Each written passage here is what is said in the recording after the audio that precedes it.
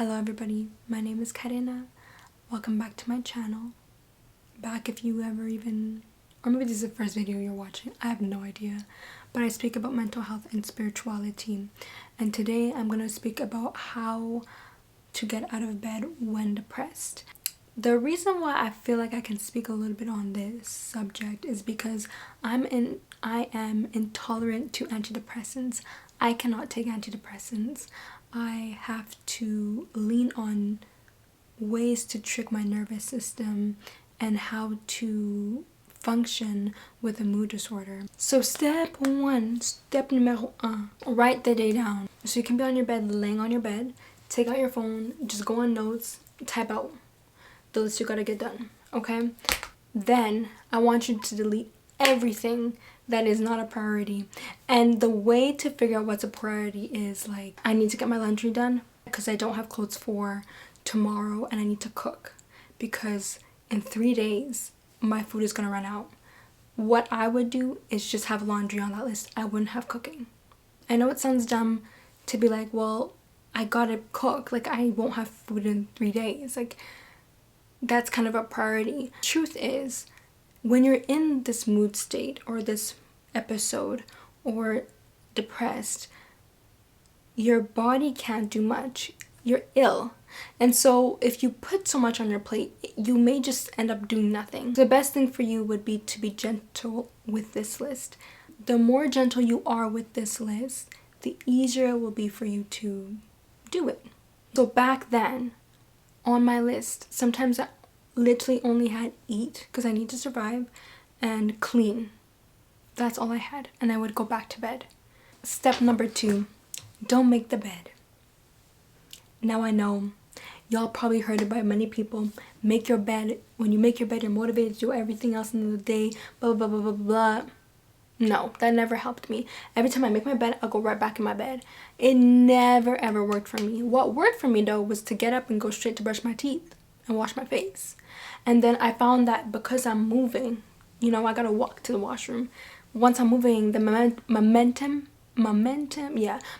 is there, and then I'm able to do other things. Sometimes I end up doing my bed at 6 p.m. and listen. I learned something. You don't have to start your morning like everybody else. You can start your day differently, you know? And so again, for me, it's doing the bed that doesn't work for me, and for you it could be doing something else. The most important thing I'm trying to say here is it's important for you to pick the task that seems the easiest and start there, because it will feel less daunting to actually start your day. I hope that makes sense. You gotta trick this. You gotta trick the nervous system. You gotta trick the nervous system, baby. You gotta trick the nervous system, baby. You gotta trick the nervous system, baby. Now, step number 3, the 5-minute rule. So now you got your list, you're set, you made it very short, you prioritized it, you were gentle with it. Now what? Now you put a 5-minute timer and you say, I'm gonna do this for 5 minutes and then I can go right back in bed for 20. Now I know that sounds weird, okay? I know that sounds weird. And at first I was like, but aren't I just gonna stay in bed for 20 minutes? And then want to push it for another 30 minutes and then 40 minutes and then 45 minutes. But sometimes tell yourself that, okay, you know what, I can just rest after this. You know, it's like a prize. Honestly, when you're depressed, the prize is to go back into bed. And so it's to meet yourself where you're at. If you feel like you can only do 5 minutes, then do 5 minutes. If I started off with 30 seconds, I said, I'm going to get up. For 30 seconds, I'm going to go downstairs, grab something, and come back right up in my bed. I started with 30 seconds, okay? And now I can do things hours on end, even in an episode. I'm talking about I started with 30 seconds in an episode, and now I don't even need to set a timer. Come on, okay? So if 5 minutes sounds like too much, do 30. I actually, one day I did 5 seconds. Like, that's how bad my episode was. Like, I should have been hospitalized that day. I don't know what I was doing in my room, but I mean, it got me here. So honestly, I wasn't able to do many tasks. Now I'm able to do many tasks. I hope that serves as a small testimony that it is possible. And again, I didn't have antidepressants. I had to trick it up here. I gotta trick my nervous system. I don't know if that's making sense, but tricking my nervous system was my key. Is culprit a word? I don't know. It was my culprit. If you only have on your list eat and laundry, I want you to go eat for 5 minutes and then come back in your bed, and then you're like, okay, you know what? I can go and do my laundry for another 5 minutes, okay? Sometimes doing your laundry, you just gotta put your clothes in, and that was 5 minutes. That's okay. You come back afterwards and you put the soap in, and then you come back again and you put the water, and you know that small baby steps, baby. Just be very gentle with yourself. Don't compare yourself to nobody. You're gonna get through this. It's gonna work, okay? It's gonna work out. It's gonna take time, but it's gonna work out. If all of this fails you, you got into step number 4, and that is the imagination trick. Because sometimes the 5-minute rule wouldn't cut it for me. I really couldn't get out of my bed. It got to that point. It was getting bad. 30 seconds, 5 seconds wouldn't cut it for me. I had to rely on my imagination. Again, you're gonna trick this up here, okay? So you're in bed, you're going through a depressive episode. Close your eyes and think about how it looks like for you to get out of bed. And I'll be clear on that. But before I even become clear on that, I did want to speak on and shed a little bit of light on why this works. So when you're in a depressive episode, all you're thinking about is how much you want to stay in bed. Even if you're passively thinking about it, you're either thinking about suicide or how to stay in, like how you don't want to get out of bed, how you don't want to get nothing done.